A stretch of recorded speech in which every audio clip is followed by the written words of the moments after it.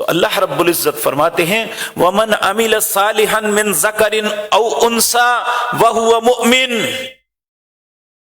جو شخص اپنی زندگی میں مرد ہے یا عورت ایمان کی حالت میں نیک عمل کرے گا فَأُولَٰئِكَ يَدْخُلُونَ الْجَنَّةَ يُرْزَقُونَ فِيهَا بِغَيْرِ حِسَاب، میں اسے جنت میں بھی داخل کروں گا اور بغیر حساب کے رزق دوں گا۔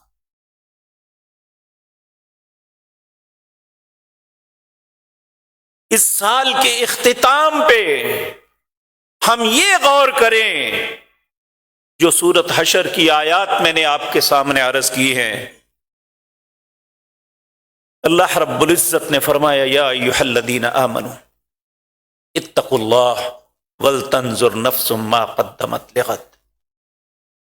مسند احمد کی روایت ہے، نبی کریم صلی اللہ علیہ وسلم سے ایک شخص پوچھنے لگا، ان رجلا، ایک شخص، قال، اس نے عرض کیا، یا رسول اللہ صلی اللہ علیہ وسلم، ای الناس خیر، کون انسان بہتر ہے؟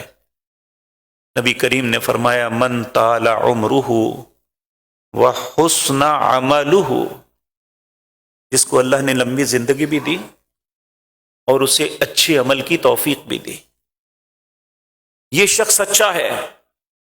تو کہا فأی الناس شر، بدترین آدمی کون ہے؟ تو نبی کریم نے فرمایا من طال عمرہ وساء عملہ، جس شخص کو اللہ نے لمبی عمر تو دی لیکن وہ بدبخت برائیاں ہی کرتا رہا۔ اگر اس کی عظیم مثال دیکھنی ہے تو شیراں والے باغ کے سامنے دیکھو جا کے، کتنے بوڑھے ہیں جو سارا دن شطرنج کھیلتے ہوئے گزارتے۔ اللہ نے زندگی اس لیے نہیں دی، جیسے پچھلا پاہر آتا ہے تو انسان رات کی امید رکھے وہ کسی وقت بھی آ سکتی ہے۔ ہم میں سے کتنے لوگ ہیں جن کا پچھلا پہر ہو چکا ہے،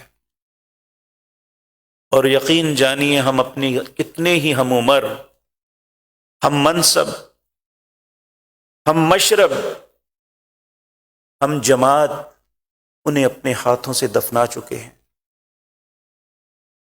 اور نہ معلوم ہماری باری کس وقت آ جانی ہے۔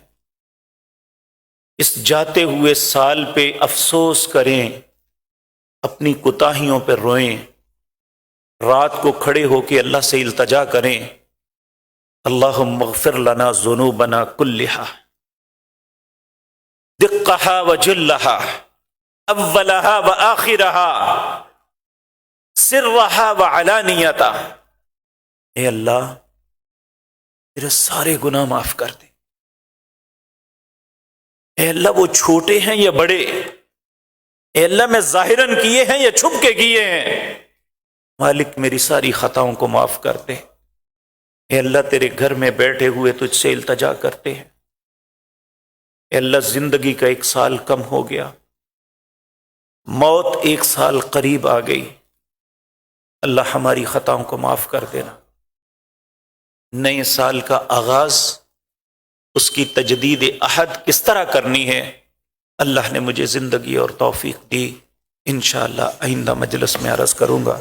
اقول قولی ھذا واستغفر اللہ۔